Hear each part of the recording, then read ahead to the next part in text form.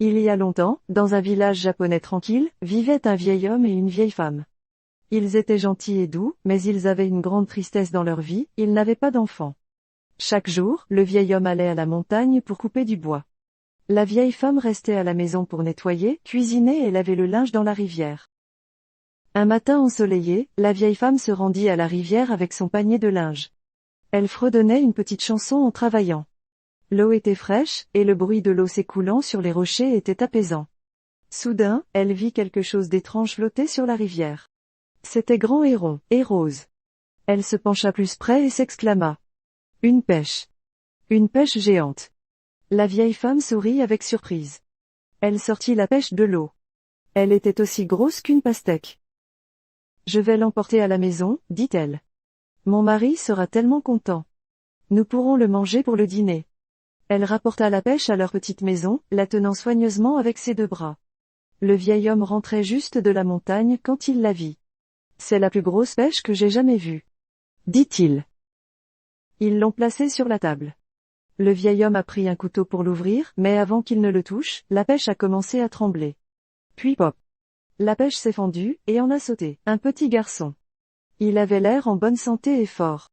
Il sourit, et s'inclina poliment. J'ai été envoyé du ciel pour être votre enfant, dit-il. Le vieux couple regarda avec émerveillement. Puis ils pleurèrent de joie.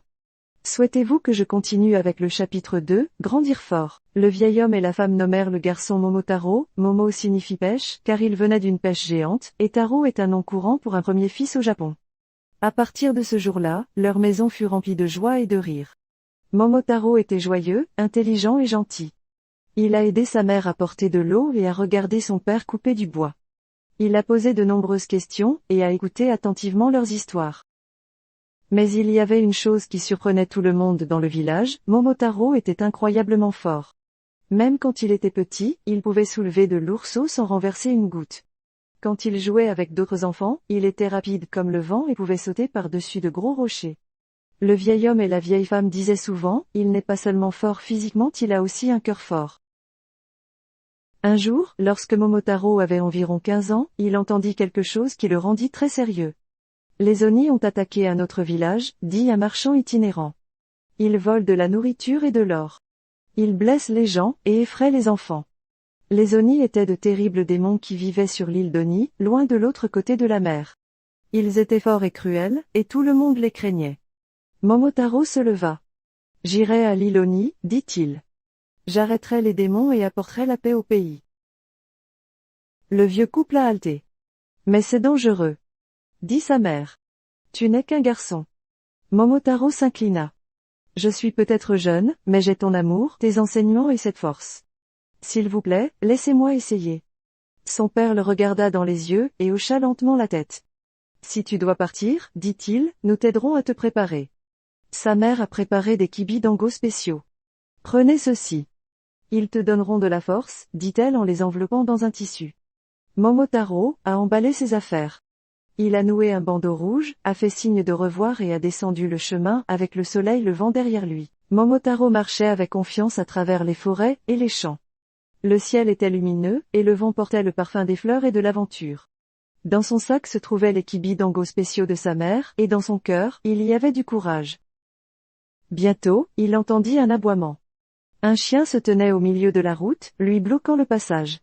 Ses oreilles étaient pointues, et il avait l'air affamé mais curieux. « Où vas-tu, garçon ?» demanda le chien. « Vers l'île d'Oni, dit Momotaro. Je vais combattre les démons et apporter la paix au pays. » Le chien a remué la queue.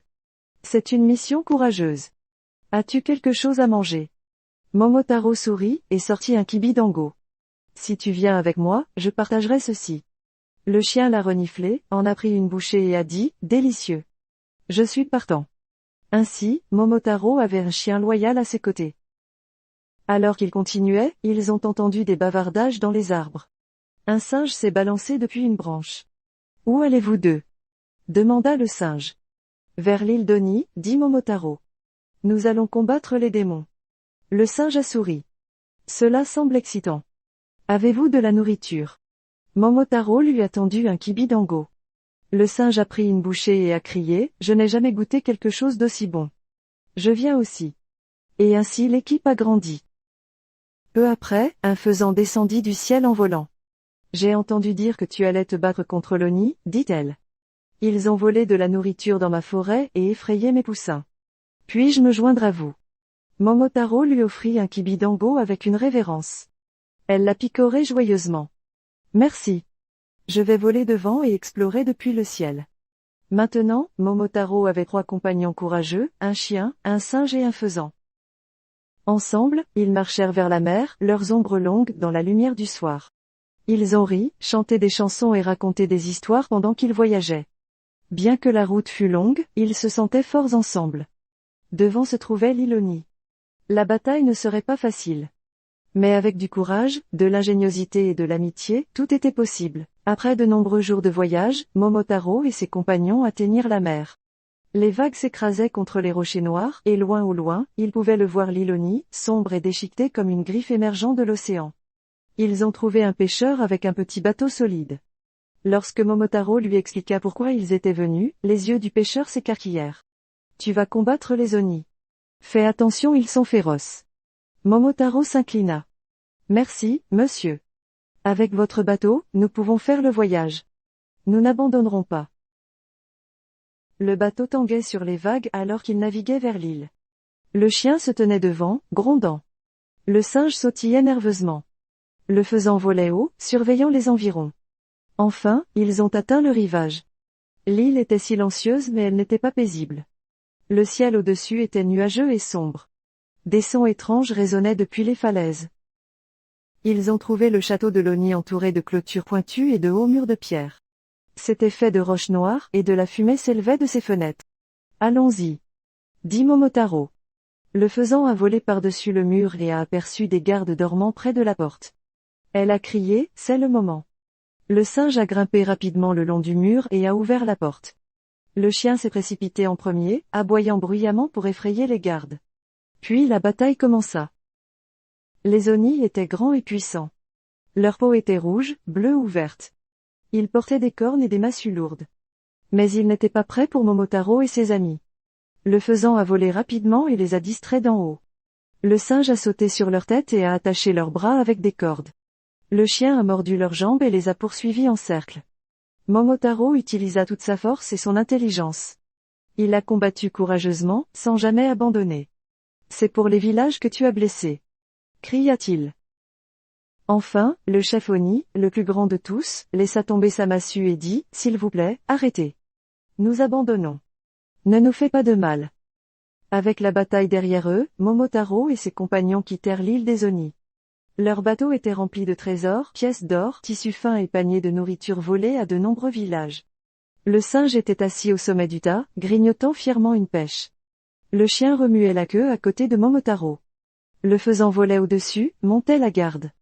Alors qu'ils naviguaient de retour, le soleil perça à travers les nuages.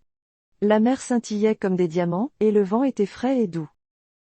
Lorsqu'ils atteignirent le rivage, la nouvelle de leur victoire s'était déjà répandue. Les gens couraient pour les accueillir, hommes, femmes, enfants, même des voyageurs d'autres villages. Ils applaudissaient et acclamaient. Momotaro.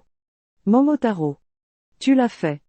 Le vieil homme et la vieille femme se frayèrent un chemin à travers la foule, les larmes coulant sur leurs joues. Nous sommes si fiers de toi, dit sa mère en le serrant fort dans ses bras. Tu es devenu un véritable héros, dit son père en posant une main sur son épaule. Momotaro sourit, mais il désigna ses amis. Je ne l'ai pas fait seul. Le chien, le singe et le faisan étaient avec moi à chaque étape. Les animaux se gonflèrent fièrement, et la foule les acclama aussi. Ensemble, ils rendirent les trésors volés au village. Les gens récupérèrent leur nourriture et leurs vêtements. Plus personne n'avait à craindre les Oni. À partir de ce jour, Momotaro fut connu à travers le pays non seulement pour sa force, mais pour sa gentillesse, son courage et son cœur. La maison du vieux couple ne fut plus jamais solitaire. Les visiteurs venaient souvent entendre l'histoire du garçon venu d'une pêche qui sauva le peuple avec l'aide de 3 amis improbables. Le soir, ils s'asseyaient ensemble près du feu. Le singe jonglait avec des fruits. Le chien se blottissait à leurs pieds. Le faisan chantait doucement depuis la fenêtre. Et Momotaro souriait, reconnaissant pour l'amour qui lui avait donné de la force et le voyage qui lui avait tout appris.